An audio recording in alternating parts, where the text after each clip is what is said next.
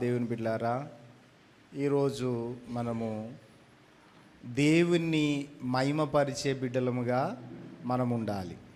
ఈ లోకంలో జీవించినంత కాలము దేవుణ్ణి మహిమపరిచే బిడ్డలముగా మనం ఉండాలి. లోకాన్ని సంతోషపెట్టే వారముగా కాకుండా, మనుషులను సంతోషపెట్టే వారముగా కాకుండా, మనల్ని ఎవరో పొగిడినంత మాత్రాన వాళ్ళ కొరకే బ్రతికే విధంగా కాకుండా దేవుణ్ణి మహిమపరిచే విధంగా మనం బ్రతకాలి.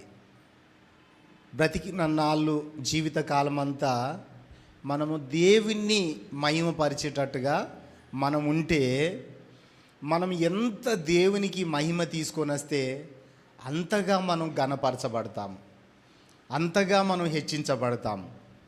దేవునికి ఎప్పటి వరకైతే మనం మహిమ తీసుకొని రామో అంతకంతకు మనము క్షీణించిపోతాం, అంతకంతకు మనం చెడిపోతాం. కాబట్టి దేవుణ్ణి మహిమపరిచే వ్యక్తులముగా మనం ఉండాలని దేవుడు మనల్ని ఏర్పాటు చేసుకున్నాడు, కోరుకున్నాడు, మనల్ని పిలిచాడు. ఆయన రక్తం ఇచ్చి మనల్ని కొన్నాడు. రాజులుగా, యాజక సమూహముగా, దేవుని సొత్తైన ప్రజలుగా ఎందుకు చేసుకున్నాడనంటే దేవునికి మహిమ తెచ్చే విధంగా ఉండాలని, దేవునికి మహిమ తేవాలని మనల్ని కోరుకున్నాడు. మనం కూడా దేవుని ఎందుకు నమ్ముకున్నామనంటే ఈ లోకంలో భూములు, జాగలు, ఆస్తులు సంపాదించుకోవడానికి కాదు దేవుని నమ్ముకున్నది, దేవునికి మహిమ తెచ్చే విధంగా మనం బ్రతకాలని. చూడండి, మత్తయి సువార్త 5వ అధ్యాయము 16వ వచనంలో యేసు ప్రభువు కొండ మీద తన ప్రసంగాన్ని చేస్తున్నాడు. మనము ఎందుకొరకు ఈ లోకంలో జన్మించామంటే దేవునికి మహిమకరంగా బ్రతకడానికి. చూడండి, చదవండి. మనుషులు మీ సత్క్రియలను చూచి పరలోకమందున్న మీ తండ్రిని మహిమపరచునట్లు. చూడండి, పరలోకమందున్న మీ తండ్రిని మహిమపరచునట్లు వారి ఎదుట మీ వెలుగు ప్రకాశింపనీయుడి. వారి ఎదుట మీ వెలుగు ప్రకాశించాలి. మనుషులు మీ సత్క్రియలను చూడాలి. మనుషుల క్రియలు మీరు చేయడం కాదు, మీ సత్క్రియలను చూసి మనుషులు దేవుని మహిమపరిచేటట్టుగా మీకు వెలుగున్నది, ఆ వెలుగు ప్రకాశింపచేయాలి అంటున్నాడు. మంచిగా అర్థం చేసుకోండి. మన వెలుగు, మనం ఎప్పుడైతే ప్రభువుని నమ్మినామో దేవుడు అంటేనే వెలుగు. దేవుని ఎప్పుడైతే నమ్మినామో దేవుడు ఆయన వెలుగుగా మనలోనికి వస్తాడు. ఆ వెలుగు ప్రకాశింప చేస్తుండాలి, ఇతరులకు ప్రకాశమానంగా మనము ఉండాలి. అట్లా ఉండాలి అంటే మన క్రియలు ఎట్లుండాలి, మన బ్రతికి ఎట్లుండాలి, మన జీవితం ఎట్లుండాలి. ఆయన వెలుగు ఇతరులకు ప్రకాశించేటట్టుగా మన క్రియలు ఉండాలి. అందుకొరకే అంటాడు, క్రియలు లేని విశ్వాసము మృతము, చచ్చిన స్థితి అంటాడు. మన క్రియలు ఎట్లా ఉండాలి అంటే మనుషులకు వెలిగిచ్చేటట్టుగా మన క్రియలు ఉంటే అప్పుడు ఒక క్రియ జరుగుతుంది. ఏంటంటే దేవునికి మహిమ వస్తుంది. హల్లెలూయా. దేవునికి మహిమ వస్తుంది. దేవునికి మహిమకరంగా దేవుడు మనల్ని ఎన్నుకున్నాడు. ప్రియమైన దేవుని బిడ్డలారా, మనుషులు మీ సత్క్రియలను చూచి, మన సత్క్రియలను చూసినప్పుడు మనుషులు ఏం చేస్తారంటే పరలోకమందున్న తండ్రిని మహిమపరుస్తారు. హల్లెలూయా. దేవుని బిడ్డ ఈమె కాబట్టి ఇలాంటి క్రియలు వాళ్ళకు నచ్చవు. దేవుని బిడ్డలు ఇట్లా క్రమంగా ఉంటారు అని చెప్పేసి వాళ్ళు దేవుని మహిమపరుస్తారు. మన క్రియలు చూసి, మన మాటలు చూసి, మన నడవడి చూసి ప్రభువును మహిమపరుస్తారు. అయితే ఇక్కడ ఒక మాట చెప్పాలనుకుంటున్నా. ఈ రోజులలో ట్రెండ్ అంతా ఏమైందంటే తల్లిదండ్రులను చంపుతున్నారు కదా, తల్లిదండ్రులను హింస పెడుతున్నారు కదా. తల్లిదండ్రులను హింస పెడుతున్నారు కానీ తల్లిదండ్రుల ఆస్తిని మాత్రం అనుభవిస్తున్నారు కదా. తల్లిదండ్రుల ఆస్తిని, తల్లిదండ్రులు సంపాదించిన డబ్బు కావాలి కానీ తల్లిదండ్రులు వద్దు అంటున్నారు. ఈ రోజులలో భక్తి కూడా అట్లా అయిపోయింది. దేవుని నమ్ముకున్న పిల్లలు కూడా అట్లా అయిపోయారు. మాకు దేవుని క్రియలద్దు కానీ దేవుని స్వాస్థ్యము కావాలి, దేవుని బ్లెస్సింగ్స్ కావాలి, దేవుడిచ్చే స్వస్థత కావాలి, దేవుడిచ్చే ఐశ్వర్యం కావాలి, దేవుడిచ్చే ఆస్తి కావాలి, కానీ దేవుని క్రియలు మాత్రము చెయ్యము. తల్లిదండ్రులు నీతిగా బ్రతికారు, తల్లిదండ్రులు ఎంతో భక్తిగా బ్రతికి నీతిగా బ్రతికి వాళ్ళు ఆస్తి సంపాదిస్తే ఆ ఆస్తి కావాలి, కానీ తల్లిదండ్రులు వద్దు అన్నట్టుగా ఈ ట్రెండ్ ఈ రోజులలో ఏమైపోయిందంటే, దేవుడు ఆయన పేరు చెప్పుకొని ఆయన క్రియలద్దు, కానీ ఆయన పేరు చెప్పుకుంటే ఈ లోకంలో నాకు ఆస్తి కావాలి, అంతస్తు కావాలి, అన్నీ కావాలి అనుకుంటున్నారు. కానీ దేవుడు ఏమంటున్నాడంటే, నేను మీలోనికి వస్తే మీకు ఒక వెలుగు కలుగుతుంది, మీరు సత్క్రియలు చేయాలి, నేను మీలో ఉన్నానని మీ సత్క్రియలు చూసి మనుషులు నన్ను గణపరచాలి, అందుకొరకు నేను ఏర్పాటు చేసుకున్నా అని దేవుడు అంటున్నాడు. ప్రియమైన దేవుని బిడ్డలారా, మన క్రియలు సత్క్రియలుగా మారాలి, మంచి క్రియలుగా మారాలి. మన జీవితాన్ని బట్టి ఇతరులు ప్రభువును మహిమపరచాలి, ఇతరులు దేవుని ఘనపరచాలి. అప్పుడు మనకు దీవెన వస్తుంది, దేవునికి మహిమ వస్తుంది. అప్పుడు నిజమైన జీవితం, ఒరిజినల్ జీవితం అన్నమాట. అందుకొరకే సత్క్రియలు అంటే ఏంటి, ఉదాహరణలు కొన్ని చెప్పాడు చూడండి. అదే 5వ అధ్యాయంలో అంటాడు, 22వ వచనం చదవండి. నేను మీతో చెప్పునదేమనగా, తన సహోదరుని మీద కోపపడు ప్రతివాడు విమర్శకు లోనగును. చూడండి, సహోదరుల మీద కోపపడితే మనకు క్రియలు లేనట్టే అంటాడు. కిందికి చదవండి 23వ వచనంలో, కావున నీవు బలిపీఠమునొద్ద అర్పణము అర్పించుచుండగా నీ మీద నీ సహోదరునికి విరోధమేమైనా కలదే, నీ మీద నీ సహోదరునికి విరోధమేమైనా ఉన్నట్లయితే, అక్కడ నీకు జ్ఞాపకము వచ్చిన ఎడల, అక్కడ నీకు జ్ఞాపకం వస్తే అక్కడ బలిపీఠము ఎదుటనే నీ అర్పణాన్ని విడిచిపెట్టి మొదట వెళ్ళి నీ సహోదరునితో సమాధాన పడుము. చూడండి, మనకు సమాధానం లేకున్నా కూడా దేవుని దగ్గరికి వస్తూ ఉంటాం, దేవుణ్ణి వెంబడిస్తాం అంటూ ఉంటాము, వాక్యం వింటాను అంటున్నాము, ప్రార్థనలకు పోతున్నాము అని అంటున్నాము. అయితే మనలో క్రియలు మాత్రము లేవు. తండ్రి దీవెన కావాలి, కానీ తండ్రికి మహిమచ్చే క్రియలు మనలో లేవు అంటున్నాడు. తండ్రి దీవెన కావాలి, తండ్రి స్వాస్థ్యము కావాలి, తండ్రి చేసిన అన్నీ కావాలి, కానీ ఆయన క్రియలు మాత్రము నాకద్దు అంటున్నాం. తండ్రి క్రియ ఏంటంటే, ఇతరులతో నువ్వు సమాధానం లేకపోతే, నీ సహోదరునితో నీ సహోదరితో సమాధానం లేకపోతే ఫస్ట్ సమాధాన పడొచ్చి బలిపీఠం దగ్గర నీ బలి అర్పించు. నువ్వు సమాధానం లేకుండా, నా క్రియ లేకుండా నాకు మహిమ తీసుకొని రాలేవు. నువ్వు బలి అర్పించినంత మాత్రాన నాకు మహిమ రాదు అంటున్నాడు. నువ్వేదో కానుకలేసినంత మాత్రాన నాకు మహిమ రాదు. దేవునికి మహిమ వచ్చే విషయాలు చేయాలి, నీకు అనుకూలమైనవి చేయకూడదు. దేవునికి అనుకూలమైనవి చేయాలి అంటున్నాడు. దేవునికి అనుకూలమైనవి ఏంటంటే, నువ్వు ఇతరులతో సమాధానంగా లేకపోవడము దేవునికి మహిమ వచ్చే క్రియ కాదు, దేవునికి ఇష్టం లేని క్రియ. అది ఏంటంటే, సమాధానం లేకపోయినా, అందరితో గొడవ పెట్టుకొని ఎందరితోటో సమాధానం లేకున్నా, ఇతరులతో వైరం ఉన్నా కూడా, ఇంటోళ్ళతో కానీ బయటోళ్ళతో కానీ వైరం ఉన్నా కూడా నువ్వు హాయిగా ఏం జరగనట్టే దేవుని సన్నిధికి వచ్చి భక్తిగా నటిస్తే ఇది నటన అంటారు. నటన భక్తి దేవునికి ఇష్టం ఉండదు. నటన భక్తి దేవునికి మహిమ తీసుకొని రాదు. నటన భక్తి దేవునికి మహిమ తీసుకొని రాదు. ప్రియమైన దేవుని బిడ్డలారా, మనం ఎట్లుండాలంటే దేవునికి మహిమ తెచ్చే క్రియలు మనము చేయాలి. హల్లెలూయా. 6వ అధ్యాయం 1లో అంటాడు, మనుషులకు కనబడవలెనని వారి ఎదుట మీ నీతి కార్యము చేయకుండా జాగ్రత్త. చూడండి, ఎక్కడికి దిగజారిపోయినామంటే, మనుషుల ముందు మాత్రమే బైబిల్ పట్టుకోవడము, ప్రార్థన చేయడము, ప్రార్థించుతామనడము, లేకుంటే ఏదో భక్తిగా నటన చేయడము, ఇంటిలో ఏదో వాక్యాలు పెట్టినంత మాత్రాన మనుషులకు కనిపించేటి ఇవన్నీ మనుషులకు కనిపించేటివి. దేవుడు మహిమ పొందే క్రియలు మనము చెయ్యాలి. మనుషులకు కనిపించేటివి కాదు. ఏం చేయంటాడు? మీ నీతి కార్యము చేయకుండా వారి జాగ్రత్త పడండి. లేని ఎడల పరలోకమందున్న మీ తండ్రి యొద్ద మీరు ఫలము పొందరు. మీకు ఫలం రాదు. మనుషుల ఎదుట నీతి క్రియలు చెయ్యదు. ఉదాహరణకు చెప్తున్నా, లోకము సంఘములోనికి రావద్దు, సంఘము లోకములోనికి వెళ్ళాలి.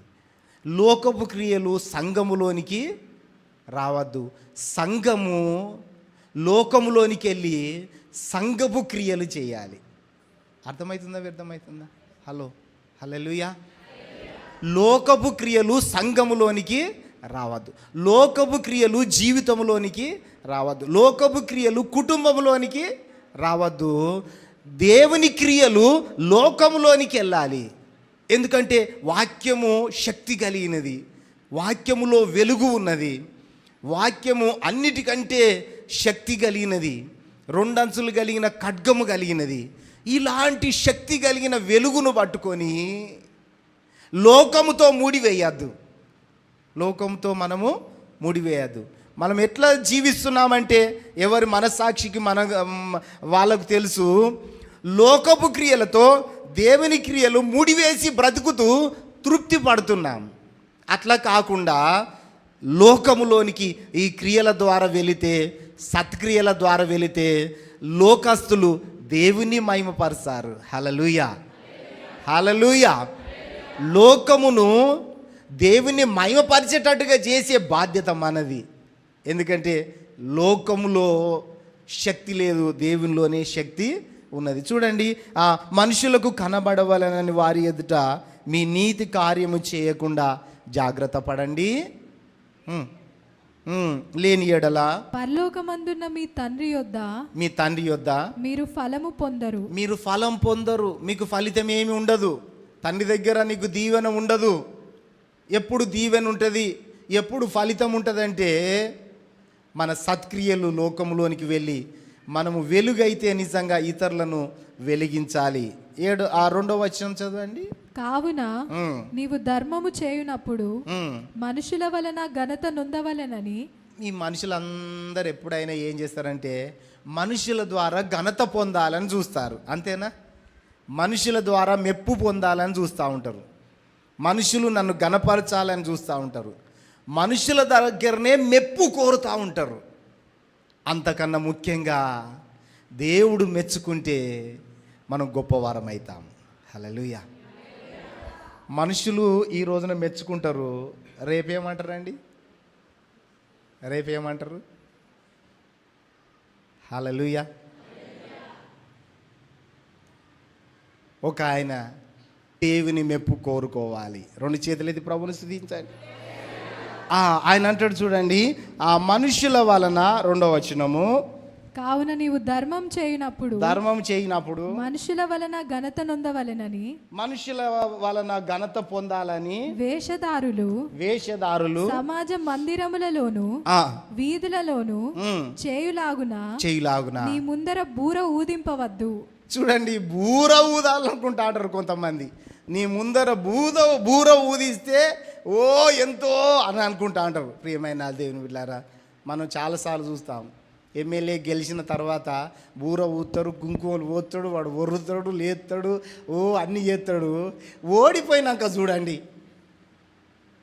ఓడిపోయినాక వాళ్ళ ఇంటి మొఖాన పోతారా? ఓడిపోతే పోతారా అండి వాళ్ళన్నా?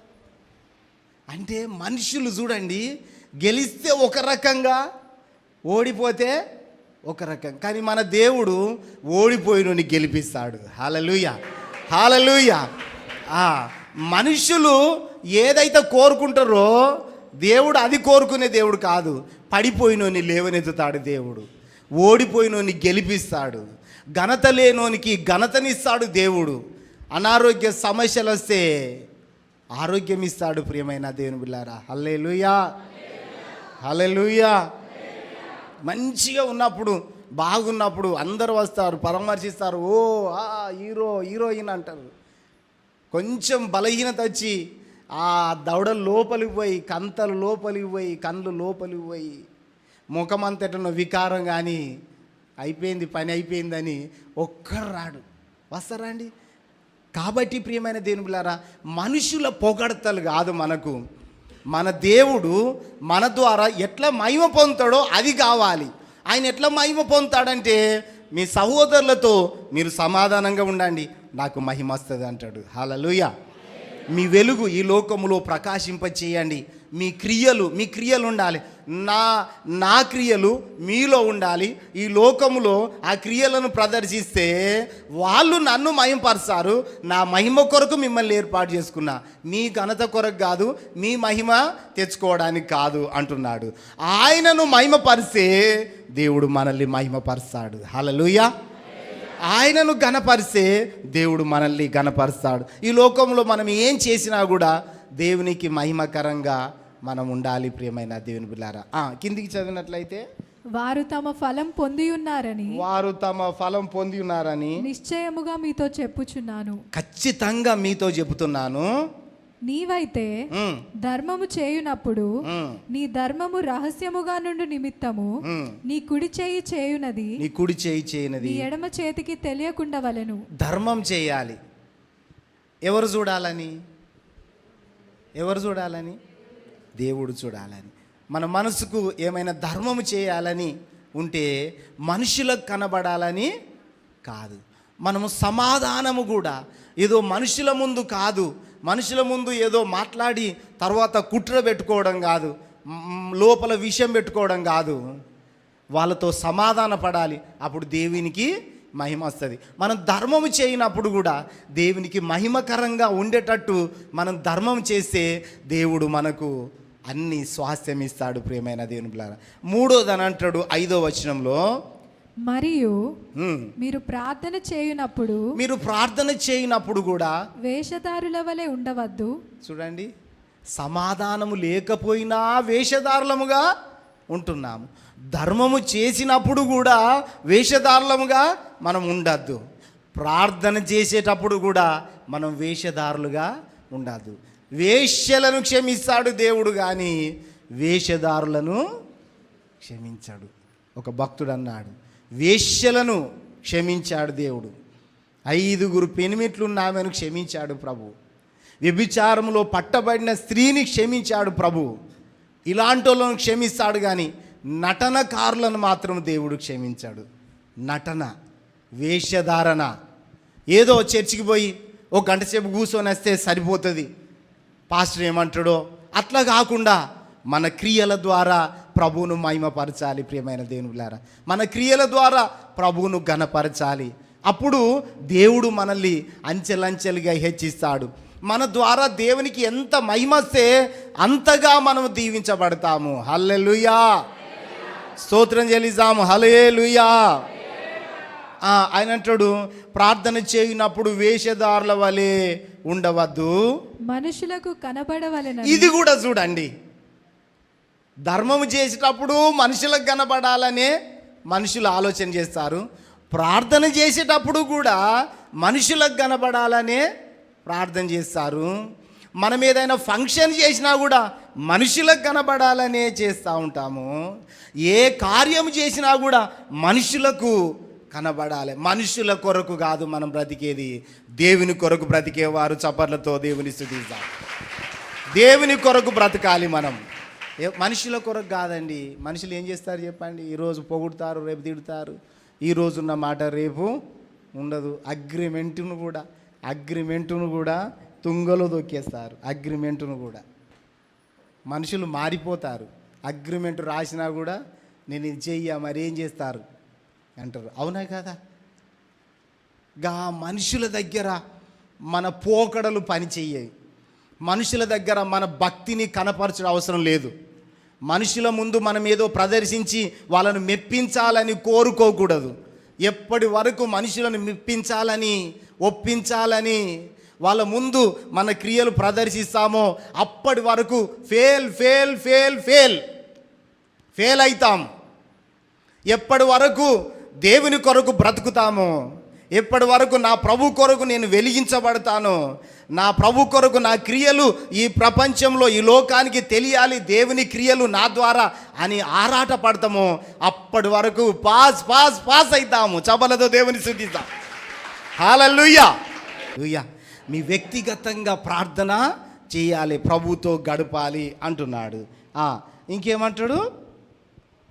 మనుషులకు కనబడాలని సమాజ మందిరములలోను వీధుల మూలలలోను నిలిచి ప్రార్థన చేయుట వారికి ఇష్టము. వారు తమ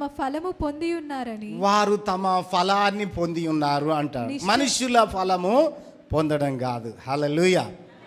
ఇప్పుడు కూడా చాలామంది గొప్పలు చెప్పుకుంటూ ఉంటారు. పలానోళ్ళ కొడుకు పెళ్ళి ఎట్లా చేసిండు, నువ్వు ఇది ఇల్లు కడితే చాలు, నువ్వేంది ఇట్లా అట్లా. చాలా మనుషులు వీటిని చూసే, కానీ పరలోకపు విషయాల కొరకు ప్రజలు మనతో చెప్పుకోవాలి, మన గురించి చెప్పుకోవాలి. పరలోకపు విషయాల కొరకు.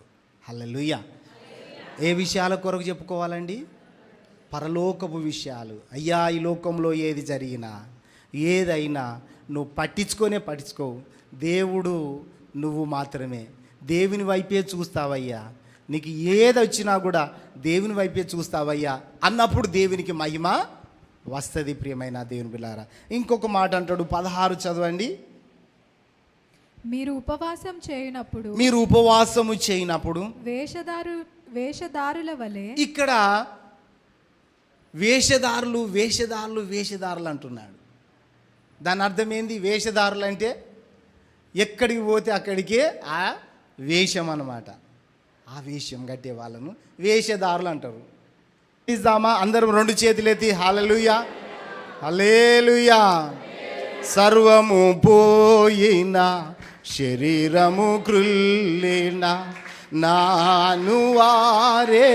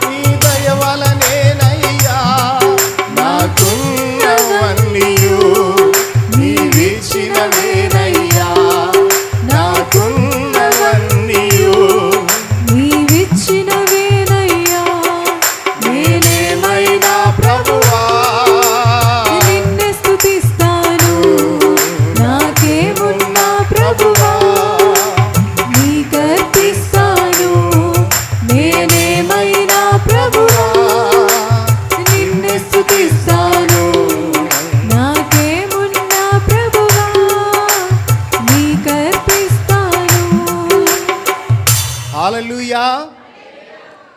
సమాధాన పడితే దేవునికి మహిమ రావాలి, ధర్మము చేస్తే దేవునికి మహిమ రావాలి, ఇంకా ప్రార్థన చేస్తే కూడా దేవునికి మహిమ రావాలి. హల్లెలూయా. ఎవరికి మహిమ రావాలండి? హల్లెలూయా. మనొక ఆయన చెప్తున్నాడు, వేషధారులా కాదు. స్తోత్రం చెల్లిజా. హల్లెలూయా. కాబట్టి మీరు ఉపవాసము చేయనప్పుడు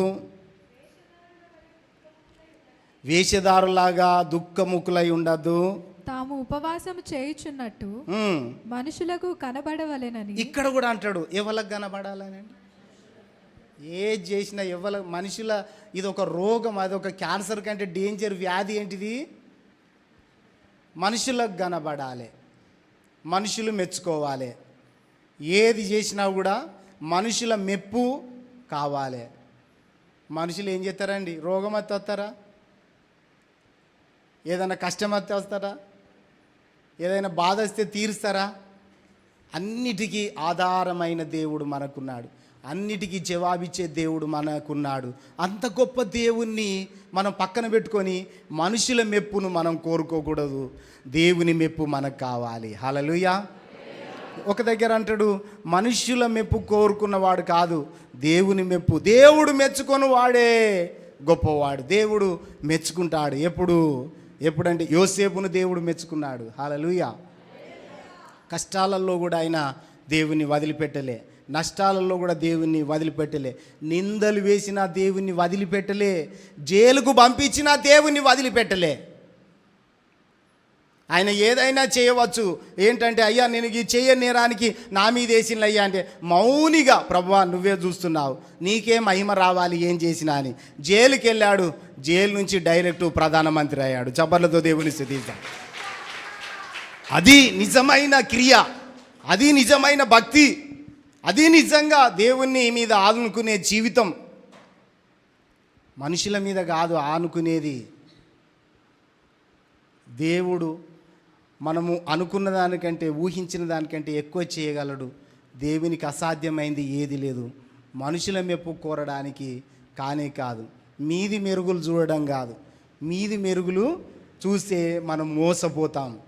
దేవుని వైపు చూడాలి. ఉపవాసము చేయుచున్నట్టు కనబడవలనని వాళ్ళు ఏం చేస్తారు? ముఖమును వికారము చేసుకుంటారు. వారు తమ ఫలము పొంది ఉన్నారని నిశ్చయముగా మీతో చెప్పుచున్నాను. 17లో అంటాడు, ఉపవాసము చేయుచున్నట్టు మనుషులకు కనబడవలెనని. మనుషులకు కనబడవలనని కాక, ఎవరికి కనబడాలని? మనుషులకు కనబడాలని కాదు. ఉపవాసం చేసిన, ప్రార్థన చేసిన, ధర్మము చేసిన, సమాధాన పడ్డా, ఏది చేసినా మనుషుల కొరకు కాదు. మనుషుల కొరకు ఎప్పటి వరకు చేస్తావో అప్పటి వరకు మనం నష్టపోతాం. ప్రియమైన దేవుని బిడ్డలారా, ఓడిపోతాం. మనుషుల కొరకు కాదు. దేవుడు మనకి ఏది ఇస్తాడో దాన్ని బట్టి దేవుణ్ణి మహిమపరచాలి. లేనిది దేవుడు మనకిస్తాడు. తర్వాత ఏమంటాడు? రహస్యమందున్న నీ తండ్రికే కనబడవలెను. రహస్యమందున్న నీ తండ్రికే కనబడాలి. హల్లెలూయా. మన తండ్రికే కనబడాలి. ధర్మము చేసిన, ప్రార్థన చేసిన, ఉపవాసము చేసిన, మన కష్టము ఎక్కడ తెల్లారుతుందంటే మన తండ్రి దగ్గర. హల్లెలూయా. మన కష్టము, మన బాధ, మన వేదన, మన సమస్య ఎక్కడ తెల్లారుతుందంటే మన తండ్రి దగ్గరనే. రహస్యమందున్న మన తండ్రి దగ్గర మన యొక్క బాధ తెల్లారుతుంది. ప్రియమైన దేవుని బిడ్డలారా, మనుషుల దగ్గర తెల్లారదు. మనుషుల దగ్గర ఓడిపోతాం, మనుషుల దగ్గర అవమానపరచబడతాం, మనుషుల దగ్గర హీనపరచబడతాం, మనుషుల దగ్గర అవమానపరచబడతాం. కానీ దేవుని దగ్గర మనం ఘనపరచబడతాం. దేవుని ఘనతను, దేవుని మెప్పును మనం కోరుకోవాలి. స్తోత్రం చెల్లిస్తామా? ఇంకొక మాట చదివి మనం ముగించుకుందాము. పేతురు రాసిన మొదటి పత్రిక, 1వ అధ్యాయము 11వ వచనం చదవండి. ఈ రక్షణను గూర్చి పరిశీలించుచు, 2వ అధ్యాయము 11వ వచనం. ప్రియులారా మీరు పరదేశులను, ప్రియులారా మీరు పరదేశులు, యాత్రికులునై ఉన్నారు గనుక. మనం ఎవరమండి? అందరం ఎవరమైనా పరదేశులము, యాత్రికులము. హల్లెలూయా. మనం పరదేశులము, యాత్రికులమై ఉన్నాము కనుక ఆత్మకు విరోధముగా పోరాడు, ఆత్మకు విరోధంగా పోరాడే శరీర ఆశలను విసర్జించి అన్యజనులు, ఇప్పుడు అంటున్నాడు అన్యజనులు మిమ్మును ఏ విషయంలో దుర్మార్గులని దూషింతురో, అన్యజనులు మీ విషయంలో ఏ విషయంలో దుర్మార్గులు అన్నారో, వీళ్ళు మంచోళ్ళు కాదన్నారో, దేవుని నమ్ముకున్నాక వీళ్ళు మారిపోయారా అని చెప్పేటట్టుగా ఉండాలి. హల్లెలూయా. దేవుని నమ్ముకున్నాక వీళ్ళు మారిపోయారు, దేవుని నమ్ముకున్నాక వీళ్ళు మంచిగా అయిపోయారు, వీళ్ళ క్రియలు మారిపోయినాయి, వీళ్ళ మాటలు మారిపోయినాయి, వీళ్ళ నడవడి మారిపోయింది, వీళ్ళ క్రమము మారిపోయింది. అని చెప్పుకునేటట్టుగా ఉండాలి అంటున్నాడు. ఇది వేషధారణ లేని బ్రతుకు. ఏది వేషధారణ లేని బ్రతుకంటే, ఏ విషయంలో అన్యజనులు మిమ్మల్ని దూషించారో అదే విషయంలో అదే అన్యజనుల నోట వీళ్ళు దేవుని బిడ్డలని చెప్పుకోవాలి. హల్లెలూయా, స్తోత్రం చెల్లిస్తా. హల్లెలూయా, హల్లెలూయా అంటాడు. చూడండి, ఏ విషయంలో అన్యజనులు మిమ్మును దుర్మార్గులని దూషించారో ఆ విషయంలో వారు మీ సత్క్రియలను చూచి. ఏం చూడాలి? ఎప్పుడు అంటారు చెప్పండి? వాళ్ళు ఎప్పుడు అంటారండి? హల్లెలూయా. ప్రియమైన దేవుని బిడ్డలారా, మనల్ని చూసి, మన నడువడి చూసి, మన మాటలు చూసి, అరే అంతకుముందు గిట్లా ఉండేది, ఇప్పుడు ఎంత మంచిగా మారిపోయిన్లు, ఆ యేసే నేను నమ్ముతా. మన సత్క్రియలు చూసి వాళ్ళు ప్రభువును నమ్మేటట్టుగా ఉండాలి. అదే అంటాడు ఇక్కడ. చూడండి, అన్యజనులు మిమ్మల్ని దుర్మార్గులని ఎవరైతే అన్నారో అదే నోరు మీ సత్క్రియలు చూసి ఏం చేయాలంటున్నాడు? ఆ విషయంలో వారు మీ సత్క్రియలను చూచి వాటిని బట్టి దర్శన దినమున దేవుని మహిమపరచునట్లు. ఇక్కడ కూడా చూడండి, దర్శన దినమున ఎవరిని మహిమపరచాలి? ఏం చూసి? సత్క్రియలు చూసి. హల్లెలూయా, హల్లెలూయా, హల్లెలూయా. ఇది దేవునికి మహిమ కాదా? ఇది దేవునికి ఘనత కాదా? ప్రియమైన దేవుని బిడ్డలారా, మనల్ని బట్టి దేవుడు అవమానపరచబడద్దు. అదే దేవుడు ఏమంటాడంటే, మిమ్మల్ని బట్టే అన్యజనుల మధ్యలో నా నామం దూషణ పాలవుతుంది అంటాడు. దూషణ పాలైనప్పుడు మనకు శాపమే కానీ దీవెన కాదు. ఆయన నామము దూషణ పాలైనప్పుడు మనకు ఘనత రాదు, ఫెయిల్ అవుతాం, హీనపరచబడతాం, ఓడిపోతాం. ఎంత మనం హెచ్చించుకోవాలనుకుంటామో అంత పడిపోతాం. ప్రియమైన దేవుని పిల్లారా, దేవునికి మహిమకరంగా మనం బ్రతకాలి. స్తోత్రం చెల్లిస్తాము. హల్లెలూయా. ఏ విషయంలో మిమ్మల్ని దుర్మార్గులని అంటారో వారి మధ్యలో మంచి ప్రవర్తన గలవారై ఉండవలెను. ఏ ప్రవర్తన కలిగి ఉండాలి మనము? ఎవరి మధ్యలో? అన్యజనుల మధ్యలో మంచి ప్రవర్తన కలిగి ఉండాలి. లోపల ఏమున్నదో బయటికి అదే ఉండాలి. లోపల ఒకటి బయటికి ఒకటి ఉండద్దు. ధర్మము చేయనప్పుడు, ప్రార్థన చేయనప్పుడు, సమాధాన పడ్డప్పుడు, ఉపవాసము చేయనప్పుడు, అన్యజనులు మనల్ని ఏ విషయంలో దుర్మార్గులని అన్నారో ఆ విషయంలో కూడా మనము దేవునికి మహిమకరంగా ఉండాలి. దేవునికి మనం దూషణ పాలు తీసుకొని రావద్దు, దేవునికి అవమానం తీసుకొని రావద్దు. ప్రియమైన దేవుని బిడ్డలారా, దేవుని సొమ్ము కావాలి కానీ దేవుణ్ణి అవమానపరుస్తానంటే సొమ్ము రాదు, దేవుడు మనతో ఉండడు. ప్రియమైన దేవుని బిడ్డలారా, ఆయన అంటాడు, దర్శన దినమున దేవుని మహిమపరచినట్లు వారి మధ్యను మంచి ప్రవర్తన గలవారై ఉండవలెనని మిమ్మల్ని బతిమాలు కొనుచు. పేతురు ఏమంటాడు? మిమ్మల్ని బతిమలాడుతానయ్యా, మిమ్మల్ని రిక్వెస్ట్ చేస్తానయ్యా, మిమ్మల్ని ప్రాధేయపడుతున్నయ్యా, మీరు దేవునికి మహిమకరంగా బ్రతకాలి, దేవునికి ఇష్టంగా బ్రతకాలి.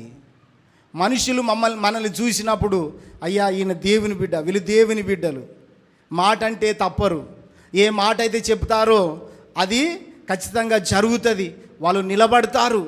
ఇలాంటి వాటి ద్వారా దేవునికి మహిమ వస్తుంది. హల్లెలూయా. అందరిక్కడనే ఉన్నారా? అందరిక్కడనే ఉన్నారా? అర్థమవుతుందా? అందరికి అర్థమవుతుందా?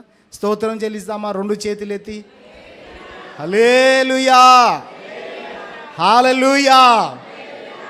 కాబట్టి యేసయ్య కొండ మీద ప్రసంగంలో మనుషులు మీ సత్క్రియలను చూడాలి, మనుషులు మీ సత్క్రియలను చూడాలి. మనం ఎప్పుడు మారుతాం మరి? పెళ్ళిళ్ళ విషయంలో కానీ, పండుగల విషయంలో కానీ, ఎలాంటి విషయంలో కానీ సంఘము లోకములోనికి వెళ్ళి వెలిగించబడాలి కానీ లోకము సంఘంలోనికి, మన జీవితంలోనికి రాకూడదు. ప్రియమైన దేవుని బిడ్డలారా, రాకూడదు. లోకపు క్రియలు మనలోనికి రాకూడదు. ఇంకా పాత అలవాట్లు, పాత పద్ధతులు, పాత క్రియలు అవి మార్చుకుంటే దేవునికి మహిమ వస్తుంది, మనకు తెలియకుండానే దేవునికి మహిమ వస్తుంది. అప్పుడు దేవుడు మనకు దీవెనిస్తాడు, ఆశీర్వదిస్తాడు. దేవునికి అవమానం తెచ్చేది ఏదైనా కూడా మనకు దీవెన కాదు, మనం అంతకంతకు చెడిపోతాము. హల్లెలూయా. దేవుని స్తుతిస్తాం అందరం. హల్లెలూయా. దేవుని స్తుతిస్తాం, రెండు చేతులు ఎత్తి హల్లెలూయా. మనం ఎవరి మాట?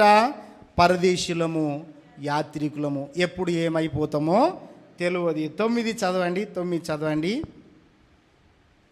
అయితే మీరు చీకటిలో నుండి ఆశ్చర్యకరమైన తన వెలుగులోనికి మిమ్మల్ని పిలిచిన వాని గుణాతిశయములను, మనల్ని పిలిచిన వాని, అందరు చెప్పండి, నన్ను పిలిచిన వాని గుణాతిశయములు. హల్లెలూయా. మనల్ని పిలిచిన వాని గుణాన్ని తెలియచేయాలి.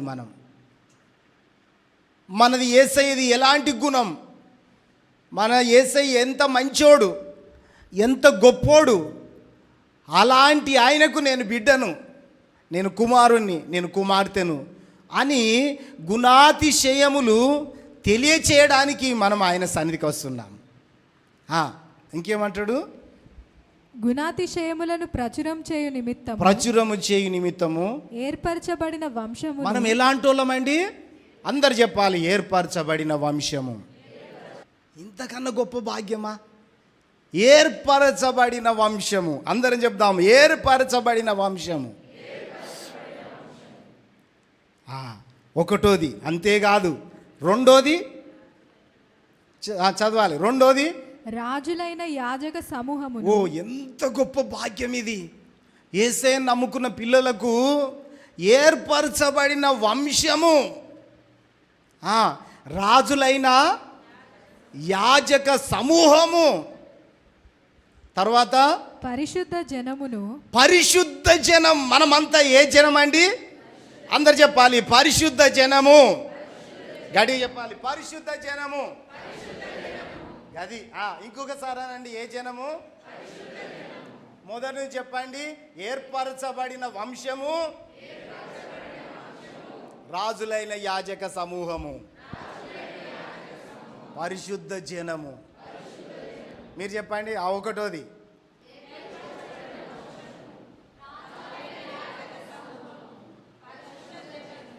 ఇంతకన్నా గొప్ప భాగ్యం ఉంటుంది ఎక్కడన్నా?